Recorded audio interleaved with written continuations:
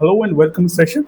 आज के सेशन में बात करने वाले जो हमारे इरिगेशन प्रोजेक्ट्स हैं उनकी बात करेंगे और उनमें किस चीज़ की बात करेंगे, जो डैम्स हैं और कैनल्स बनाए हुए हैं हमारे, तो मल्टीपर्पज़ प्रोजेक्ट्स हैं बेसिकली जो डैम्स होते हैं हमारे, तो उनकी हम बात करने वाले हैं। राइट, अगर आपको इसमें कोई डाउट होता है तो कमेंट करके ज़रूर बताइएगा मुझे कि क्या डाउट है आपको, या आपको लगता है कि कुछ इसमें और एनरिच करने की ज़रूरत है, या आपके कुछ सवाल हैं, you can comment upon it. Right, चलिए स्टार्ट करते हैं। तो डैम से स्टार्ट करते हैं।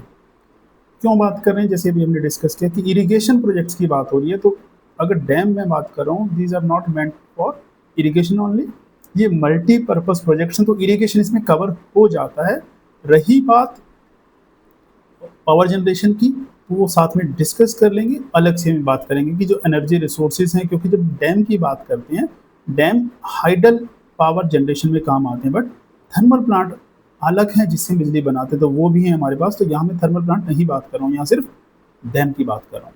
तो मेजर डैम्स की बात कर रहे हैं, सबसे बड़ा जो डैम है इंडिया का है ये, वैसे अगर कहें तो one of the highest gravity dam वो है भाखड़ा डैम। पिक्चर में आप देख पा रहे हैं, right, this is Bhakra dam.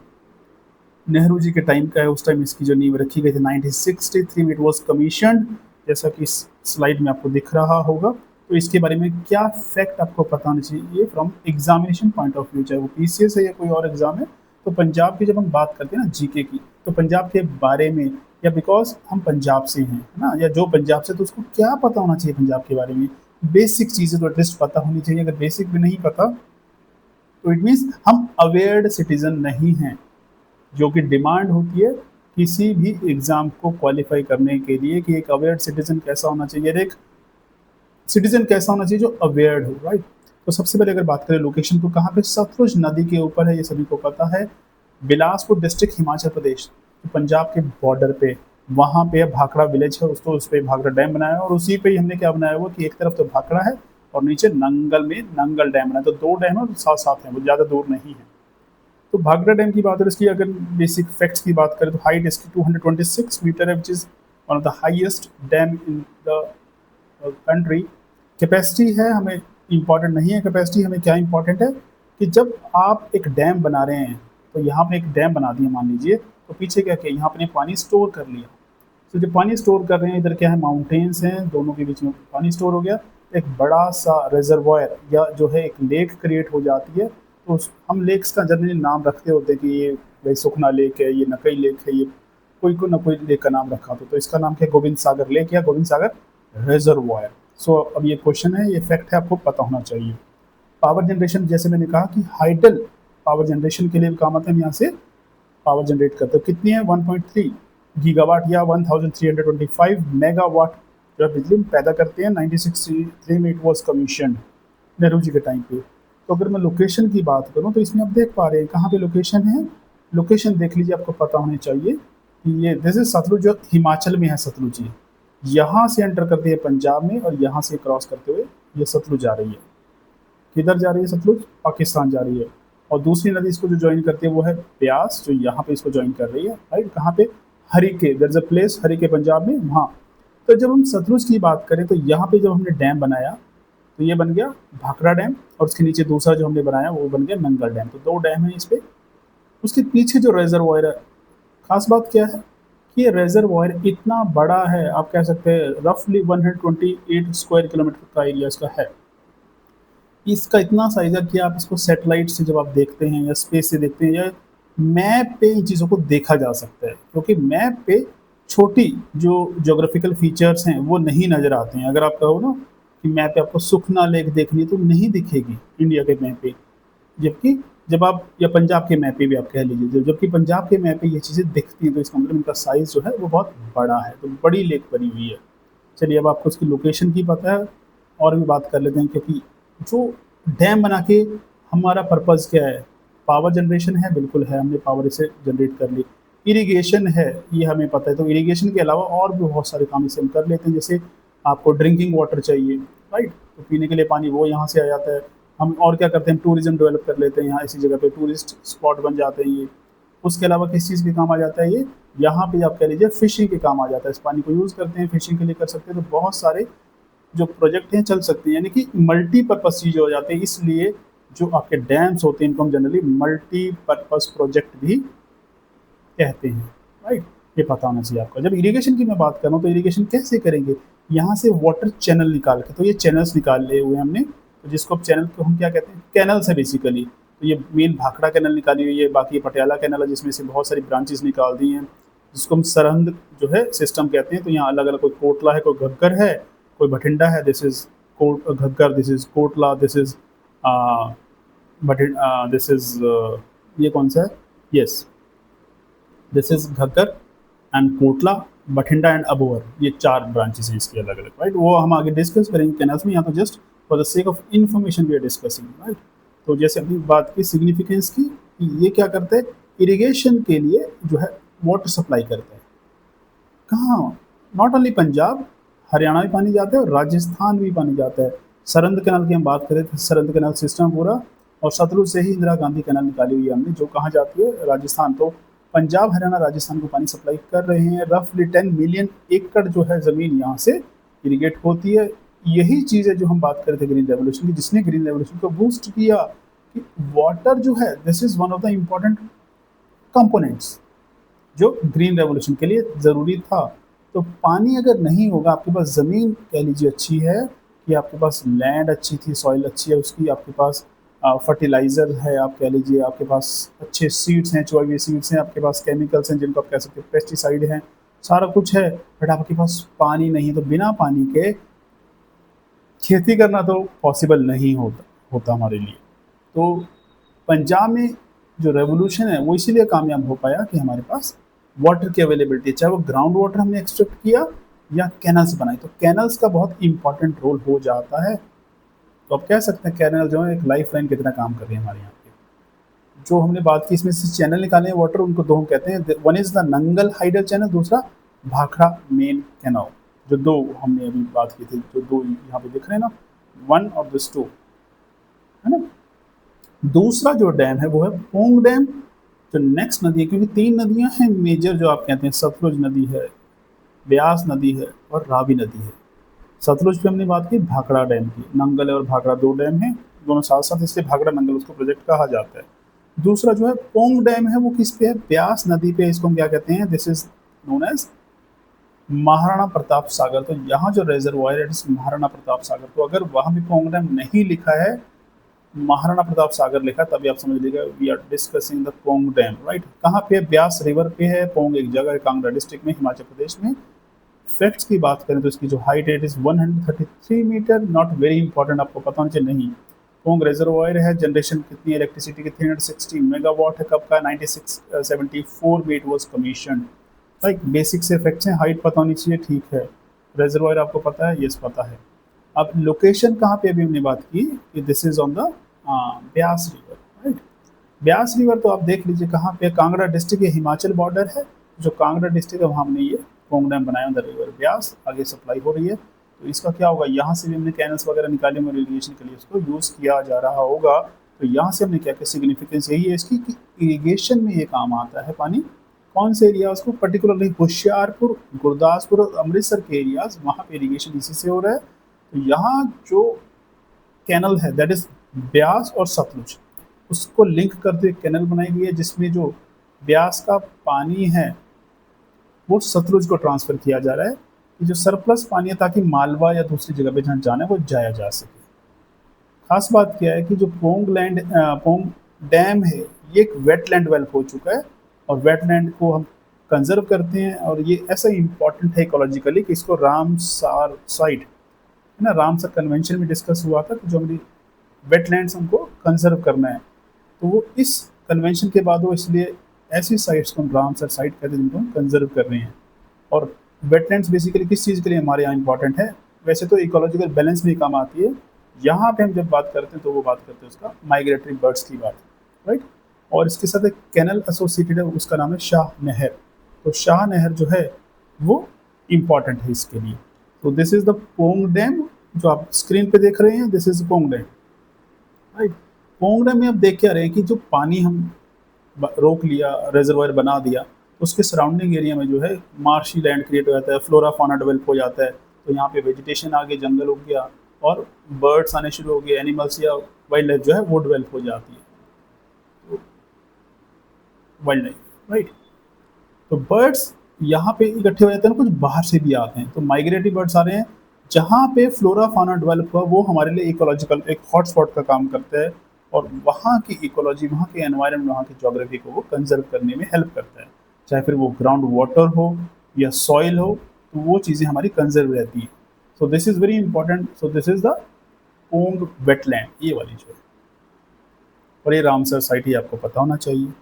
The third is the thin dam और द रंजीत सागर डैम। किस पे जो थर्ड रिवर है हमारी, दैट इज रिवर रावी, जो बॉर्डर डिस्ट्रिक्ट में और पंजाब और पाकिस्तान का कह लीजिए, इंडिया पाकिस्तान का बॉर्डर बनाती है। यहाँ पे इसमें देख लीजिए, आपको नजर आ रहा होगा, where is this Ravi, this is Ravi है ना, यस दिस वन रावी। तो ये बॉर्डर बना रही है पाकिस्तान के साथ। उसी पे है रंजीत सागर डैम। सो रावी रिवर पे है, थीन जगह है जहाँ पे है, तो थीन डैम इसलिए कहते हैं Ranjit Sagar dam, which is the area of Pathankot district, जो जम्मू के पास है, जम्मू एंड कश्मीर में बॉर्डर के पास है।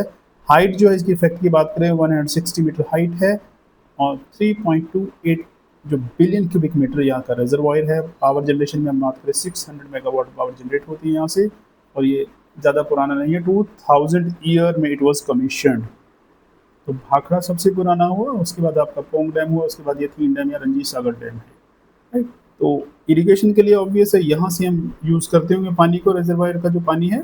वो कौन कौन सी एरियाज कवर कर रहे हैं, गुरदासपुर, अमृतसर, पठानकोट, यानी कि जो ऊपर वाले एरियाज हैं, तो किसको कहेंगे, यू कैन से जो माझा का जो एरिया है, तो गुरदासपुर, अमृतसर, पठानकोट वो कवर हो रहा है यहाँ पे, राइट। जो पावर जनरेट हो रही है पंजाब और जम्मू कश्मीर दोनों जगह को जा रही है, तो हम बिजली की सप्लाई कर रहे हैं।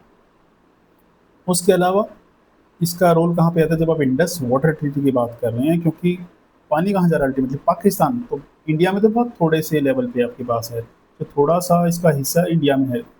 तो अगर अब यहाँ पे कुछ भी करते हैं, तो इशू कहाँ हो सकता है, पाकिस्तान को जो पानी जा रहा है वो ट्रबल हो सकते, तो उनके पास ड्रॉट कंडीशंस हो सकती हैं।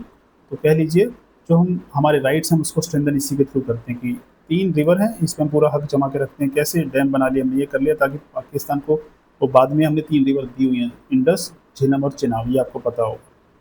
इसके साथ जो एसोसिएटेड कैनल है, अपर बारी दोआब कैनल, जो उसका एक्सटेंशन है वो है, जो रावी नदी का पानी जो डिस्ट्रीब्यूट करते हैं पंजाब के एरियाज में।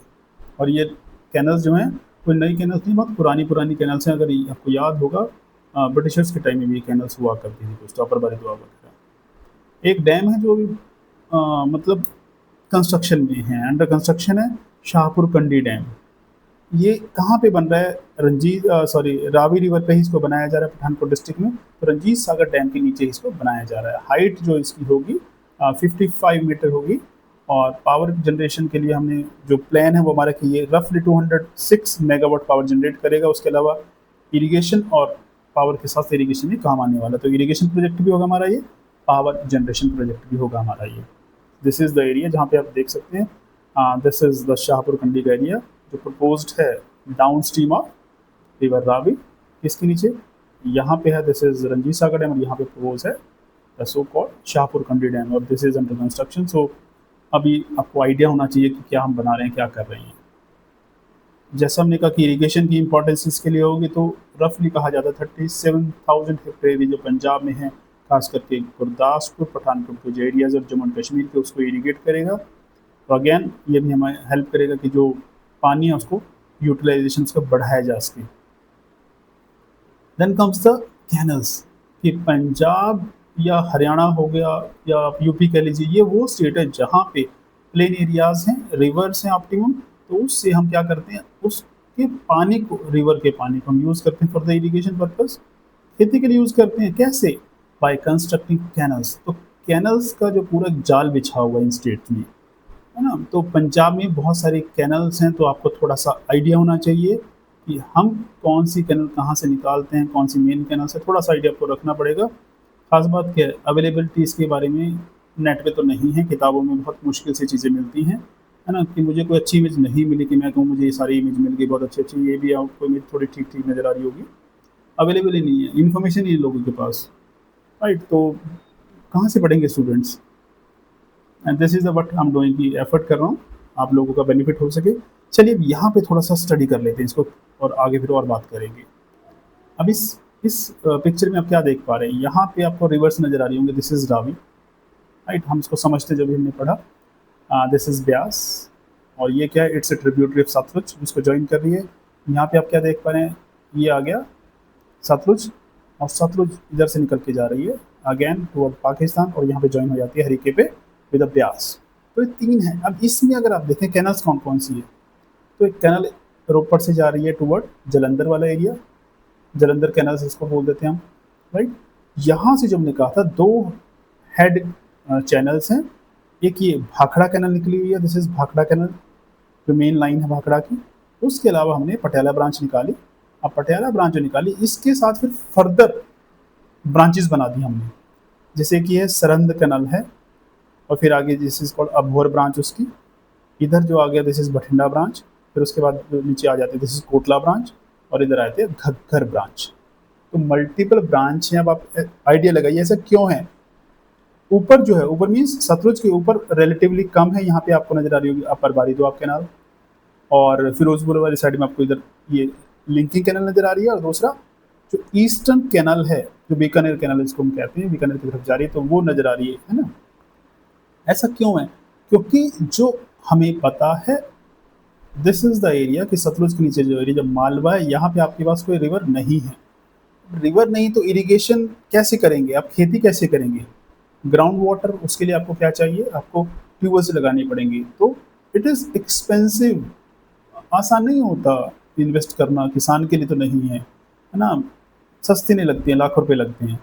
तो गवर्नमेंट है, क्योंकि वेलफेयर गवर्नमेंट है, तो ड्यूटी है गवर्नमेंट की कि वो इरिगेशन के जो अरेंजमेंट्स है वो करे। तो गवर्नमेंट ने क्या किया, गवर्नमेंट ने कैनल्स बनाई इसीलिए, ताकि किसानों को पानी मिल सके। तो आप कह सकते हैं मुफ्त पानी कैसे देंगे, या किसानों के लिए कैसे करेंगे।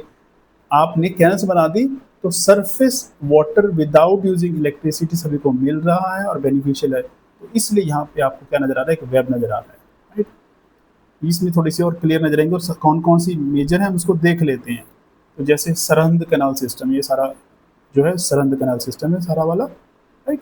दूसरा जो आप देख रहे हैं, this is Bist Doab canal system, जो रोपड़ हेडवर्क से निकला हुआ है।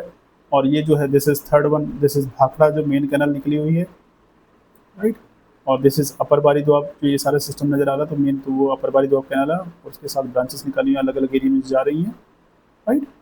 और then the fifth one is this the eastern canal system, तो यहाँ पे है तो अलग अलग मल्टीपल ब्रांचेस होंगी, छोटी छोटी जा रही होंगी। फिर जो 6 नंबर है, this is the Firozpur feeder, Abohar branch यहाँ पे आ जाती है। और 7 जो दिस इज शाह नहर, ये वाला जो एरिया है। तो ऐसे अलग अलग सिस्टम है हमारे पास कैनाल सिस्टम के, जो जो आपको पता होनी चाहिए। मैं एक्सपेक्ट करूँगा कि इस इमेज को अगर आप देखेंगे तो थोड़ा सा आपको आइडिया लगेगा कि पंजाब में जो कैनल्स हैं वो कहाँ पे हैं, कौन से रिवर के पास है। जैसे ये सतलुज रिवर, जैसे मैंने आपको बताया, तो मेजॉरिटी जो निकल रही है सतलुज से निकल रही हैं। और एक कैनल ये है जो आपको दिख रही है नीचे जाती है, this is what, this is जिसको हम कहते हैं राजस्थान कैनल या इंदिरा गांधी कैनल। हरिके जो एरिया है वहाँ से हेडवर्क बना के हमने कैनल निकाली है, और ये कहाँ तक जाता है, ये राजस्थान को बेसिकली पानी सप्लाई करता है। तो राजस्थान को जो डेजर्ट एरिया है वो बीकानेर से आप चलिए जैसलमेर तक, मीन्स पाकिस्तान और गुजरात का बॉर्डर, वहाँ जाके इसकी टेल ख़त्म होती है इस कैनल की।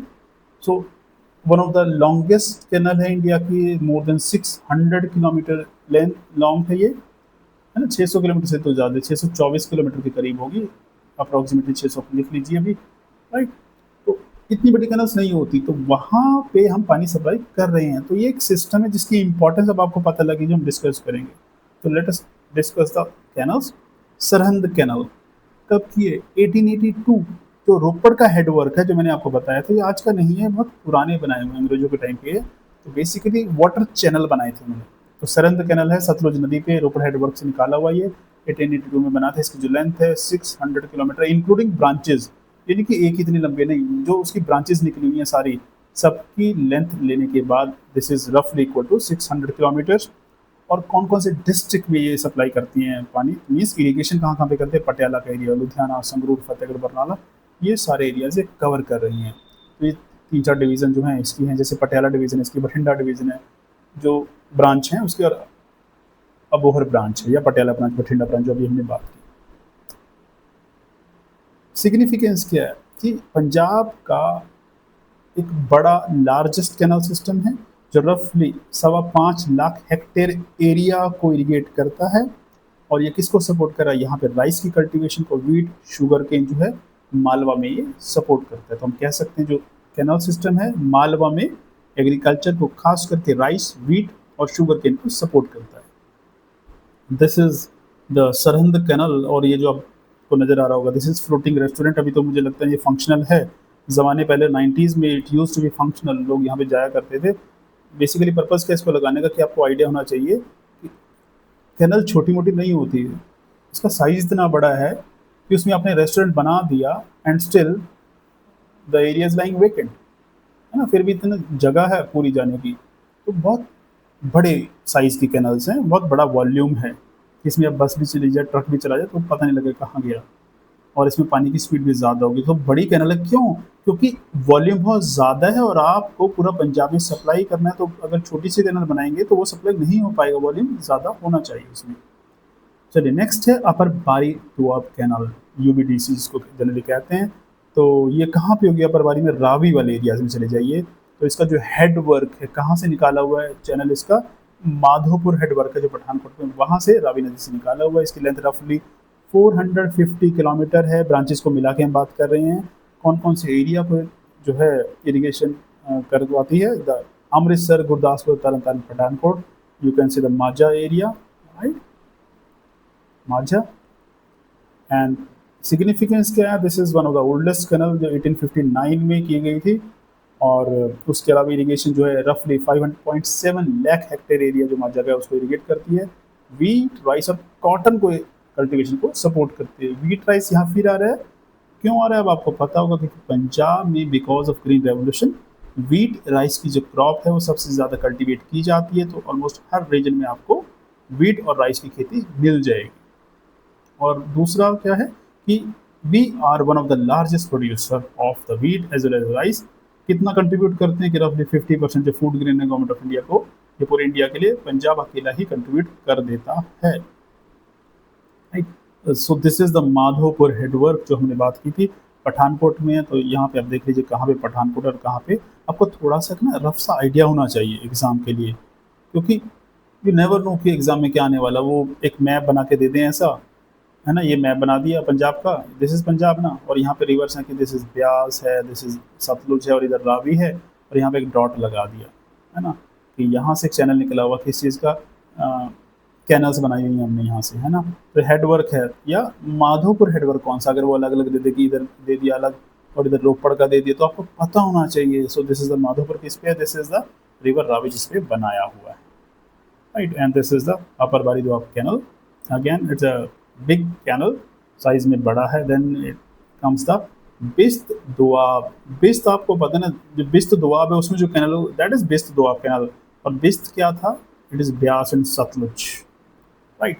तो ये कहाँ से? अगेन रोपड़ से ही हमने निकाला हुआ इसका जो चैनल। तो इसका जो हेडवर्क है वो रोपड़ ही है। तो रोपड़ से ही मेन कैनल निकाली हुई है, सरहंद वाली भी उधर से निकली हुई है पटियाला ब्रांच, और सतलुज से के रोपड़ से निकली हुई है बिस्त दोआब कैनल। जो इसकी लेंथ है दैट इज़ रफली 260 किलोमीटर्स, और जो एरिया कवर करती है वो दोआब का जो रीजन है दोआबे वाला उसको कवर करते हैं। जलंधर, होशियारपुर, कपूरथला वाली एरिया कवर करते हैं। तो रफली 1.16 लाख हेक्टेयर एरिया जो दोआब का उसको फर्टाइल करती है। और यहाँ पे जो ये सपोर्ट करती है वीट को, कौन कौन सी क्रॉप है? Wheat, maize and vegetables. तो यहाँ राइस रिलेटिवली कम है जी। Then comes the Bhakra main line canal. Bhakra canal हमने बात की थी। तो नंगल डैम से इसको निकाला हुआ है सतलुज रिवर से, जो कि भाखड़ा नंगल प्रोजेक्ट का पार्ट है। और ये किस किस को एरिया को कवर करे? लुधियाना, पटियाला और हरियाणा के पार्ट्स। तो ये कहाँ चले जाते हैं? फर्दर हरियाणा को पानी सप्लाई कर रही है जी। सो पंजाब और हरियाणा को ये पानी डिस्ट्रीब्यूट करने में हेल्प करती है। रफली 4 लाख स्क्वायर किलोमीटर जो एरिया है उसको ये इरिगेट करती है। This is the significance, this is the importance of the Bhakra main canal. Beas और सतलुज की एक लिंक कैनल है जो ब्यास का पानी सतलुज ट्रांसफ़र करती है, कह लीजिए तो जो पोंग डैम से सतलुज रिवर में ट्रांसफ़र करती है, तो ऐसे कह सकते हैं। और ऐसा क्यों है? हम कह रहे हैं ऐसे क्यों ज़रूरत है? देखो, जो रावी नदी है वो कहाँ जा रही है? सिर्फ थोड़ा सा एरिया पंजाब में है या इंडिया में, बाकी वो पाकिस्तान में है, और उससे पहले हिमाचल में होगा। तो जब हम यहाँ डैम बनाएंगे पानी किसको देंगे? ऑब्वियस है यहाँ पे इतना एरिया नहीं जिससे आप कल्टीवेशन कर पाएंगे।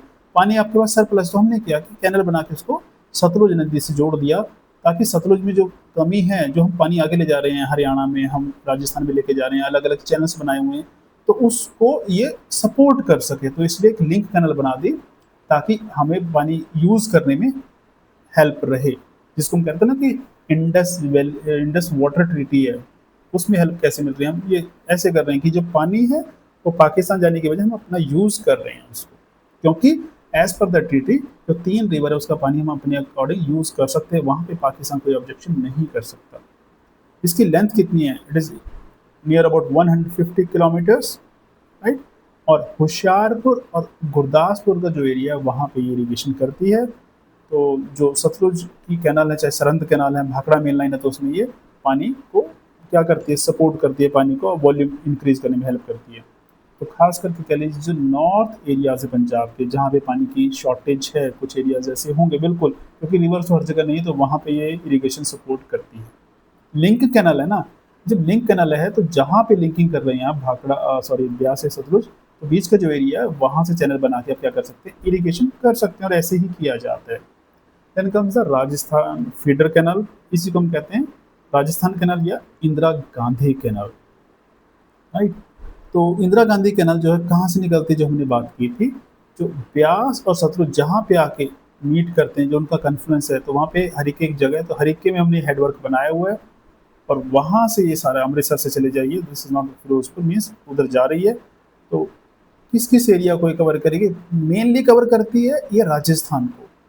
राजस्थान कैनल कहते हैं क्योंकि राजस्थान में हमने सप्लाई करना था वाटर, बट ओरिजिनेट पंजाब से हो रही है। टोटल जो इसकी लेंथ है दैट इज 649, तो आप कह सकते हैं 650 किलोमीटर रफली आप कह लीजिए, तो 649 एक्चुअल जो कि राजस्थान में, इसमें से 167 किलोमीटर जो पंजाब में है जी, राइट। तो पंजाब के एरिया को कुछ कवर करेगी, जैसे फिरोजपुर, फजल का, उसके बाद राजस्थान, और राजस्थान का जो एरिड एरियाज हैं तो उसमें पानी जो हम शेयर करते हैं, और वहाँ पे हम पानी सप्लाई कर रहे हैं। यहाँ पे इस इमेज में आपको दिख जाएगा क्लियरली, और समझ लीजिए, इसमें थोड़ा सा आइडिया ले लेते हैं हम। This is the Beas river, और यहाँ पे सतलुज है, दोनों यहाँ पे आके मिलती हैं, दिस इज द कन्फ्लुएंस।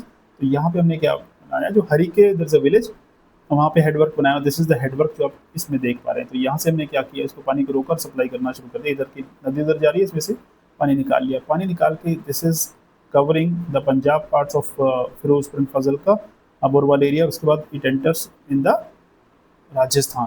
यहाँ से जो मेन कैनल हेड है वो यहाँ से जाते हुए जैसलमेर तक इसकी टेल पहुँच जाती है। तो ये पूरा किसको कवर कर रहा है? और इसमें खास बात क्या है, यहाँ पे एक माउंटेन है, रेंज है, उसका नाम है अरावली, राइट। जो अरावली, उसके जो ईस्ट वाला पार्ट है वो रिलेटिवली पानी वहाँ पे है ज़्यादा, रिलेटिवली, ये नहीं कि बहुत ज़्यादा, रिलेटिवली ज़्यादा है। पर जो वेस्ट पार्ट है दिस इज द ड्राई या एरिड बोलते हैं इसको। एरिड कितना है? यहाँ पे रफली 20 सेंटीमीटर रेनफॉल होती है per annum. 20 centimetre means drought है यहाँ पे। तो ड्रॉट इसका मतलब क्या है? सूखा है तो खेती नहीं होगी, बारिश नहीं हो रही है, दूसरा रिवर भी कोई यहाँ पे नहीं है, सो रेनफॉल जो है वो बहुत कम है, दिस इज नंबर 1। ऊपर से देयर इज नो रिवर, अगर होगी तो छोटी मोटी सी क्या होता है, घग्गर आती है, वो है ना, गंगानगर वाले एरिया में जाकर ड्राई है हो जाती है, उसे आगे नहीं जाती है। तो रिवर नहीं तो खेती कैसे करो? खेती हो ही नहीं सकती। ऊपर से ये कैसा है, सैंड ड्यून्स है इस एरिया में, रेत आपने देखा होगा, मिट्टी ज़्यादा है यहाँ पे, आपको वेजिटेशन कम नजर आने वाली, क्योंकि डेजर्ट की यही तो खासियत होती है, डेजर्ट में वेजिटेशन कम होती है एरिड कंडीशन की वजह से। तो हमने क्या किया, हमने इरिगेशन के लिए आर्टिफिशियल तरीके लेके आए, तो यहाँ पे कैनल्स बना दी है। जो अब वहाँ पे क्या करें, अब जाके देखिए, विजिट कीजिए, विजिटेड, तो वहाँ पे आपको देखेंगे कि आपको एग्रीकल्चर होता हुआ नजर आएगा उस डेजर्ट एरिया में। सो हम ट्रांसफॉर्म कर रहे हैं एरिड एरियाज को, डेजर्ट को, इनटू ग्रीन पास्चर्स या ग्रीन लैंड्स। उससे क्या होगा, वहाँ की जो लाइफ है, इकोनॉमिक लाइफ, वो सपोर्ट होगी, क्योंकि उससे आप खेती सपोर्ट करेंगे। अगर आप कहीं खेती नहीं सपोर्ट हो पा रही है तो इतनी तो वेजिटेशन सपोर्ट होगी कि आप एनिमल हस्बेंड्री कर पाएंगे, which is again a part of a component of the agriculture only. तो एग्रीकल्चर में सिर्फ खेती की बात नहीं करते हैं, एनिमल हस्बेंड्री की बात भी करते हैं, तो एनिमल हस्बेंड्री भी हो सकती है। तो अल्टीमेटली फार्मर्स की जो लाइफ है वो अच्छी होगी, उनकी इनकम बढ़ेगी, उनका जो लिविंग स्टैंडर्ड है वो बढ़ेगा, तो अल्टीमेटली हम स्टेट को प्रॉस्पेरस बनाने की कोशिश करें, चाहे वो हमारी है, चाहे हम सपोर्ट करें राजस्थान को या उनकी है, राइट। फिर जो हमने नाम लिया था शाह नहर, शाह नहर कैनल की ज़रूरत ही नहीं, शाह नहर ही अपने आप में कैनल होती है। कहाँ से निकल रही है? ब्यास रिवर जो पोंग डैम वहाँ से इसको निकाला गया है। और कौन से एरिया को इरिगेट करती है? होशियारपुर और गुरदासपुर के एरिया को इरिगेट करती है, यानी कि माजर द्वापर का जो एरिया है रफली उसको ये सपोर्ट करती है ना। Then comes the irrigation projects. जो पंजाब के की इरिगेशन प्रोजेक्ट्स हैं कौन कौन से हैं? जो डैम की हमने बात की मेनली वही हैं। तो जैसे भाखड़ा नंगल प्रोजेक्ट की मैं बात करूं तो ये हमारे मल्टीपर्पज़ प्रोजेक्ट हैं जो सतलुज में बना हुआ है, जिसमें भाखड़ा डैम और नंगल डैम है और इससे कैनल्स निकली हुई है। तो इससे क्या होता है, इरिगेशन कर रहे हैं, we are generating powers as well. तो इरिगेशन रफली 10 मिलियन मीन्स आप कह लीजिए इट इज़ 1 करोड़ एकड़। पंजाब, हरियाणा और राजस्थान, 3 स्टेट को ये जो प्रोजेक्ट है इरिगेशन का पानी सप्लाई कर रहा है। उसके अलावा पावर जनरेशन कर रहे हैं। तो पावर जनरेशन से क्या होता है, हमारे पंजाब में जो है बिजली सप्लाई होगी और एग्रीकल्चर में वो सपोर्ट करता है, राइट। उसके अलावा ब्यास प्रोजेक्ट है हमारा, पोंग डैम है ना। ब्यास प्रोजेक्ट है तो उसमें पोंग डैम और सतलुज जो है ब्यास लिंक कैनल है जो इरिगेशन करता है, पावर जनरेशन भी काम आता है। तीसरा हमारा जो है this is Ranjit Sagar dam project, this is multipurpose project on the Ravi river. 1.5 lakh hectare ये एरिया को इरिगेट करता है और 600 मेगावाट करीब पावर जनरेट करता है। तो पंजाब का जो water rights on the industry ये उसमें स्ट्रेंथन करने में हमें हेल्प करता है बेसिकली। शाहपुर कंडी डैम है जो अंडर कंस्ट्रक्शन है। अब यही कह रहे हैं कि हमारा टारगेट क्या, 37,000 हेक्टेयर जो है उस एरिया को इरिगेट करेंगे और 206 मेगावाट जो है टेंटेटिवली इतनी हम पावर जनरेट कर पाएंगे। फिर जो है एक इशू है जो अभी डिस्प्यूटेड है वो है सतलुज यमुना लिंक कैनल। ये इरिगेशन प्रोजेक्ट है जो कि अभी कंप्लीट नहीं हुआ है और डिस्प्यूटेड है, कब होगा हमें नहीं पता। जिसमें क्या प्रपोजल है, प्रपोजल ये है कि जो 214 किलोमीटर एक कैनल कंस्ट्रक्ट करके पंजाब की सतलुज से जो सरप्लस पानी है वो हरियाणा ले जाया जाए और उसको किससे कनेक्ट किया जाए, यमुना और उसकी कैनल्स के साथ किया जाए। बट पॉलिटिकल इशू बना हुआ है और ये सारा मुद्दा रुका हुआ है। इस मैप में हम पहले भी डिस्कस कर चुके हैं, अगर आप याद हो जब हमने वाटर रिसोर्स डिस्कस किया था ज्योग्राफी में, अगर आपने नहीं देखा तो वो लेक्चर जाके देख लीजिए, है ना, जो आपका प्ले लिस्ट है उसमें पड़ा होगा। तो यहाँ पे आप क्या देख रहे हैं, यहाँ से इस हेड से जो डैम का हेड है वहीं से हम निकाल रहे हैं। तो ये कैनल प्रपोज थी कि जो जाके हरियाणा तक और यहाँ जाके फिर करनाल के पास जो यमुना कैनल है जो यमुना नदी से निकाली हुई है उसमें जाके इसने ज्वाइन करना था। हरियाणा ने अपना पार्ट जो 90 किलोमीटर का समथिंग वो कंस्ट्रक्ट कर दिया, बट पंजाब ने नहीं किया है। देयर आर इश्यूज कि वी आर सेइंग कि हमारे पास जो पानी है वो सरप्लस नहीं है, होगा तो ज़रूर देंगे, हम मना नहीं कर रहे, बट अभी तो हमने मना किया हुआ है। So it's a disputed thing जिस पे हमें डिस्कशन की ज़रूरत अभी तो नहीं है। बस आपको पता होना चाहिए कि SYL का इशू क्या है। Issue is regarding transfer of water. Sutlej का पानी हरियाणा को जाए। मुद्दा ये है, सवाल ये भी है कि क्यों जाए, क्योंकि पहले पंजाब एक था, हरियाणा हिमाचल पंजाब एक थे। जब डिवीज़न हुआ तब ये था कि पानी भी तो चाहिए हरियाणा को। नदियाँ तो कहाँ पे, नदियाँ हैं पंजाब में, हरियाणा में कोई नदी नहीं है जी, मेजर तो कोई नहीं है। एक नदी है वो भी यमुना, वो सिर्फ बॉर्डर पे है यूपी के साथ जो बॉर्डर लगता है, अदरवाइज तो नहीं है। तो पानी कहाँ से आएगा इस एरिया में इरिगेशन के लिए, क्योंकि इरिगेशन के लिए हम यमुना कैनाल देखते हैं और तो कोई कैनाल है नहीं, और वो भी कब की आपको पता होगा। फिरोज शाह तुगलक ने एक कैनल कंस्ट्रक्ट करवाई थी, उसके बाद बाकी ने इसको रिपेयर करवाया, चाहे वो अंग्रेज थे चाहे वो मुगल से, इसको रिपेयर करवाया गया। तो फिरोज शाह तुगलक को कंट्रीब्यूशन ये क्रेडिट जाता है जिसने हरियाणा बसाने में हेल्प की थी। उससे पहले यहाँ पे कोई इतना बड़ा शहर या कोई सेटलमेंट्स नहीं हुआ करती थी, राइट। अब मुद्दा ये है कि सवाल ये उठता है कि सिग्निफिकेंस की हम क्यों बात करें इनकी। देखो पंजाब एक एग्रीकल्चर स्टेट है और अगर कैनल्स नहीं बनाएंगे, डैम्स नहीं बनाएंगे, तो कैनल्स नहीं होगी तो आपकी एग्रीकल्चर जो है उसकी प्रोडक्टिविटी तो अच्छी नहीं हो पाएगी, आप नहीं कर सकते। और हमने बात की इन कैनल्स की वजह से हम क्या कर पा रहे हैं, 98% जो हमारा एरिया है वो इरिगेट कर पा रहे हैं और बहुत बड़े लेवल पे हम कंट्रीब्यूट कर पा रहे हैं कि 10% जो इंडिया का राइस है वो हम प्रोड्यूस कर पा रहे हैं। ग्रीन रेवोल्यूशन अगर आया किस वजह से आया, वो इसी वजह से आया कि हमारे पास डैम्स और कैनल्स थे, पानी की अवेलेबिलिटी थी। फिर ये इकोनॉमिक इम्पैक्ट कर रहे हैं, कैसे, एग्रीकल्चर बढ़ रहा है भाई, तो एग्रीकल्चर बढ़ रहा है, इकोनॉमी बढ़ रही है, तो GDP बढ़ रही है, इरिगेशन की वजह से हो रहा है। उसके बाद हम पावर जनरेट कर पा रहे हैं, तो इकोनॉमिकली भी हम ये सपोर्ट कर रहे हैं, है ना? क्योंकि उस पावर से आप इंडस्ट्री, आपकी जो डोमेस्टिक नीड्स है वो पूरी हो रही हैं, फैक्ट्रियाँ चल रही हैं उस पावर से, इकोलॉजिकल रोल है। अब वेटलैंड डेवलप हो गई है वहाँ पे, हरिके की आपने बात की, आपने पोंग की बात की और रामसर साइट्स हैं बेसिकली। तो उससे होगा क्या, बायोडाइवर्सिटी को सपोर्ट कर रहा है, वहाँ की इकोलॉजी को सपोर्ट कर रहा है। इकोलॉजी का सपोर्ट करने का मतलब है ये लाइफ को सपोर्ट करेगा, लाइफ सस्टेन होगी। उसके अलावा इंटरस्टेट हम रिलेशन अच्छे बना रहे हैं, ऐसे नहीं खराब कर रहे हैं, अच्छे बना रहे हैं। कैसे? हमने राजस्थान कैनल बनाई हुई है, तो वो क्या कर रहे हैं, हम पानी सप्लाई करें दूसरी स्टेट को, तो जिसको सप्लाई करोगे वो तो हमारी सपोर्ट में बोलेगा। तो पर प्रॉब्लम क्या फेस कर रहे हैं कि कैनल्स बना दी, सब कुछ अच्छा अच्छा जा रहा है, पर कुछ इश्यूज हैं जो हम फेस करते हैं, वो क्या है? और ये हमने पहले भी डिस्कस किए हैं, यहाँ इसको रीआइट्रेट करते हैं कि सबसे पहला, जब आप कैनल बनाते हैं तो दोनों साइड सीपेज होके वाटर लॉगिंग हो जाती है। तो एक्सेसिव कैनल इरिगेशन से भी वाटर लॉगिंग हो जाती है, जब ज़्यादा करें तब भी, और कैनल के आजू बाजू भी प्रॉब्लम आ जाती है। तो जब वाटर लॉगिंग होगी तो उससे सैलिनिटी बढ़ेगी सॉइल की। सैलिनिटी का मतलब क्या है, उसकी फर्टिलिटी जो है उस पर इफेक्ट पड़ रहा है, फर्टिलिटी खराब होगी, राइट?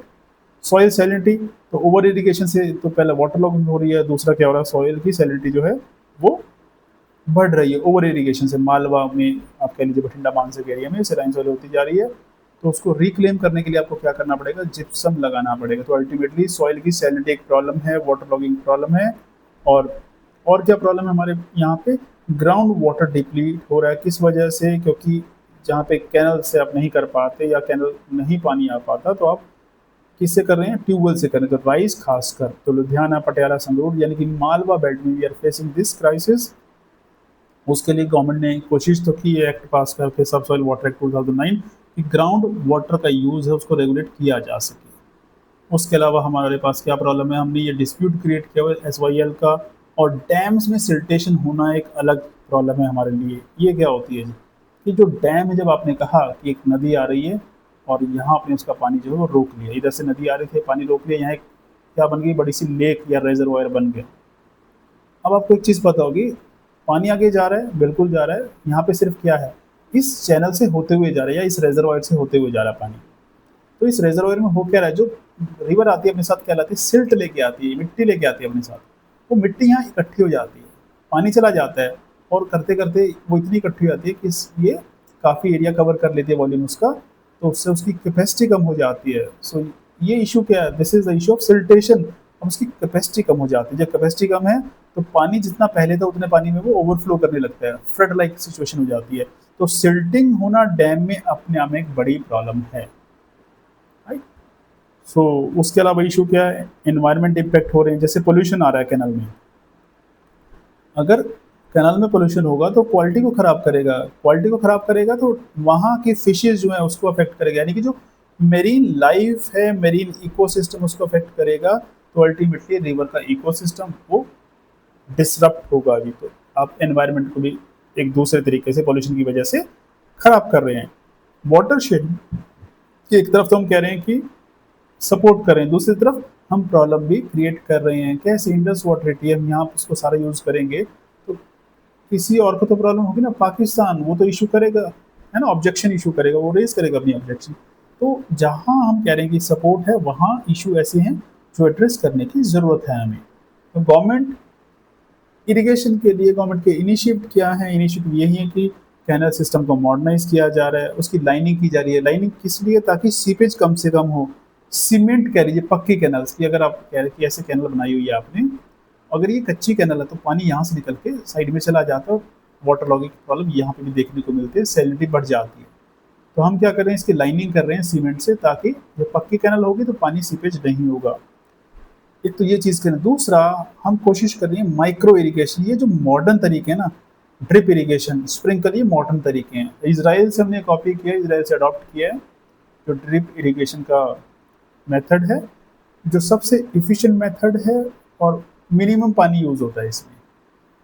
तो गवर्नमेंट ये इसको प्रमोट कर रही है। वाटर पॉलिसी हमने बनाई हुई है, जो वाटर है उसको इफ़िशिएंट यूज़ हम प्रमोट करते हैं, है ना। कैनल को मेंटेनेंस करने की उसमें बात करें, कैनल को मेंटेन किया जाए।